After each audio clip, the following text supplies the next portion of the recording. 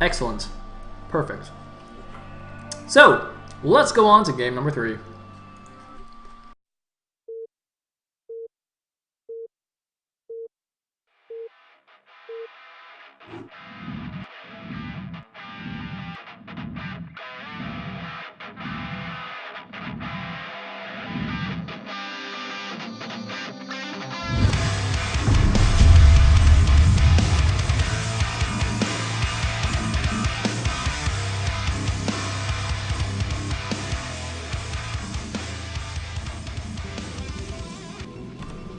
Alright, what do we have here?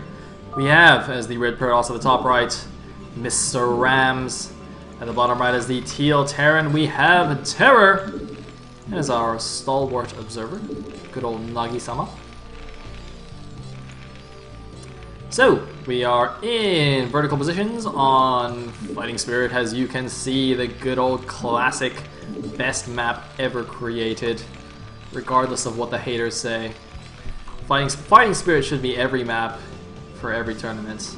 It is the best map. Anyway, just had to throw that out there. So, we're 1-1. Now, if Terror wins this game, he will make it to the round of 8 again for the second season in a row. If Rams wins, he will make it to the round of 8 for the first time, and that will be very, very exciting because he does seem to be you know, getting back on form. I wouldn't quite say he's back to his top form yet, but he's definitely getting there. And that will be scary news for the other round of 8 competitors. So, it looks like Gateway Scout again from Rams. And, you know, I've been saying this whole time about how Terra keeps trying to go for a fast 3-base style on maps that aren't good for it. Although actually, well, on Outsider it's actually not bad if you take the back mineral only. It was only bad because he took the central mineral expansion. But if he did the style, last game, taking the back mineral only, I think it would have been a lot better. I mean, I guess it worked out for him anyway, but still. But yeah, this is the map where that style really shines. I mean, look at this, So you know, he's got his natural as normal, and he's just got to defend this little bridge here, which is not very wide at all.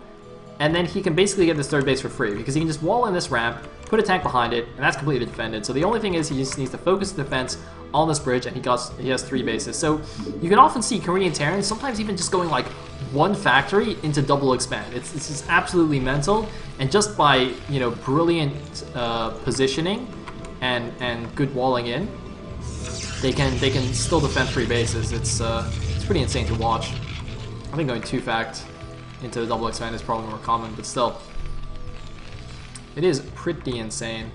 So, so it's something that Rams will have to be aware of. Now, it's funny because I felt like last game, at least his early and mid game were a lot cleaner than in his first game against Terror, and yet, you know, it turned out that actually the late game went a lot worse for him, whereas, you know, in game 1, you know, it actually turned out going a lot better. So, I'm not really sure how this game is going to go. Hopefully, hopefully for Rams, he can figure out both the early mid game and the late game now. Although I'm sure Terror is hoping that he doesn't. And looks like Terror's going to pull 2 guys again. Now, we did see him go for Siege Expand both games so far, so I'm interested to see if he does go for that opening again. Close positions on FS do lend itself, I think, to an FD. But it's not a huge deal, regardless of which one he goes for. Should just play whatever he practiced or whatever he likes. The most important thing, of course, always do a strategy you're comfortable with, even if it's not necessarily optimal. As long as it is your strategy, that is fine. And by fine, I mean Day9 says it's fine, but, you know, there are still bad strategies out there. Anyway, Terra's actually also continuing to make Marine, so it looks like he's actually going to go FD this time. He's not going to go Siege Expand. No reason to go for 5th and 6th Marine. No reason to even go 4 Marine, to be honest, when you're going Siege Expand. Although without a wall, maybe you do. You know, like the very traditional Siege Expand is to wall in at your ramp, so you only need to make like 1 Marine and just make tanks. At least that's how I used to play it. But yeah, he's getting Spider Mines this time. So Terror going to mix it up a little bit here in game number 3. But we do see Rams going for the 2-gate opening again. He does seem to like this opening. I think it's a pretty solid opening. It lets you defend against pretty much any early game Terran shenanigans, and also put on pressure if he's not, you know, being aggressive. In the early game with good Goon Micro, Dragoons can actually be so cost efficient. I mean, you can clear mines without observers if you know what you're doing. You know, you can pick out range Marines. You can even snipe tanks if you get your goon count and positioning right. So I think with good goon control, they can be so effective. That's why I really like going for the 2-gate opening. This is not the best goon control I've ever seen, though. This is really not. So yeah. Oh man. Oh no, dude, just don't rally that in. No, don't go for the tank. It's not gonna work. You're gonna die. Yeah. See, that's poor judgment, poor control. That is not how you make the 2-gate goon opening work. I mean, just seeing that, I just knew that the tank wouldn't die at all. But you know, that's sort of. I mean, to be fair, you know, Rams is not really a Protoss player. He's mainly a Terran player.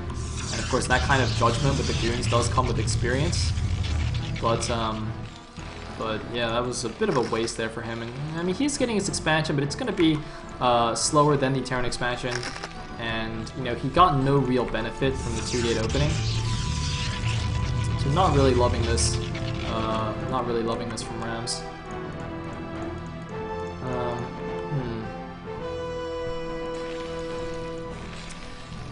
Anyway. Doop-a-doop-a-doo. Got siege mode now, on the way for terror. And he's still, you know, despite getting that little win there, he still laid a lot of mines defensively. I guess he's just slightly concerned that, you know, Rams might follow up the 2-gate goon with some kind of weird BT opening, but oh no, block it. Oh, the goon's gotta get in position. Oh, it's not gonna get in position. Does it have mines? Oh, fortunately for Rams, this Vulture actually doesn't have spider mines, or else it could have been a lot more annoying, but it is just gonna get a couple of probe kills here. Actually, maybe just get the one. Or maybe it's 2. No, so he's got the 2 probe kills, rather. And, oh, 3 probe kills. Okay, that was a pretty nice victory there for Terra. So got 3 kills for just the 1 Vulture. He's not going to poke out again. You can see he actually used the mines, or is laying some mines kind of at random locations. There's a lot of Vultures at random locations, in fact. Just a little bit confusing. Oh, does he see the pylon? I'm not sure, but he's actually going for an attack now. So Terror is moving out, doing the 2-fact timing. Now, Rams, though, did not go for the double expand like he did in the previous 2 games. He went obs and 2 more gateways, so both players really mixing up their builds, and by going for those 2 additional gateways, Rams is actually not vulnerable to this attack. If he'd been double expanding, this attack could actually be really effective, potentially even kill him outright. But because he went for the additional 2 gateways, he's actually going to be fine. Now, I don't know if this is just was his plan all along, or if he did this in response to losing those 2 initial goons. Similarly, I don't know if this was Terra's plan all along, or he also reacted to those 2 additional goons, because losing those 2 additional goons, you know, normally in a game you think, oh, 2 dragoons, you know, it's not good, but it's not the end of the world. But in these kinds of early game situations, those 2 goons actually can have a huge impact, because if you look at this, right now there's 6 goons, 8 goons in total, right? So those 2 goons would have made that 10, so that's, you know, 25% of the force that was gone. And similarly, if he hadn't followed up with this, if it only offered 2-gate double expand, those 2 goons would have been like the entire army, right? So that would actually be a huge deal. Now here we go. He's going out. He's got a decent number of Marines. He's got 3 tanks, 4 Vultures, just 1 SCV. He hasn't pulled that many SCVs. He's pulled the 2nd SCV now, and here we go. There's a few goons in position. Rams, he saw it a little bit late, and most of his goons were actually out of position chasing down random Vultures, so he's actually going to let Terror get a really good position here at the natural. We could be in for a really quick game here. The Vultures are going to block the goons from going home. There is 1 observer there to spot, but the siege tanks are getting positioned. What does Rams have to defend against this? I said he should have been okay, but he does not have a shuttle here to help Zealot bomb this, and he also got caught with his goons completely out of position. Vulture's now starting to pick off the probes at his natural. He needs to reposition the Dragoon to help stop that. And Terror, just with 2 factories, is putting on some serious hurt against the Protoss here, and it looks like Rams is going to try and poke in. He's going to try and do a mind bomb. He doesn't want the bunker to finish, but oh man, oh my god, Stim! The Marines actually have Stim! I did not realize! But Terror got Stim for his Marines. He doesn't have medics, but he actually did a lot more extra damage there with the Stim Marines. Really unexpected upgrade from Terror, but it looks like it actually worked out. And there is the first medic. Oh my god. He's actually just pumping them from 1 barracks as far as I can tell. And this looks like it's going to end the game here. Terror doing insane amount of damage here. Rams, GG's out, and Terror with the reverse 2-1 comeback will advance to the round of 8. Terror is the first player through after an intense 3-game series, coming back from 0-1 down to take the best of 3. And Terror makes a repeat appearance in the round of 8, while Rams drops down to the final match. He will play against the winner of this upcoming best of 3 between Skyline and G5. It's going to be another best of 3 PVT right after the break.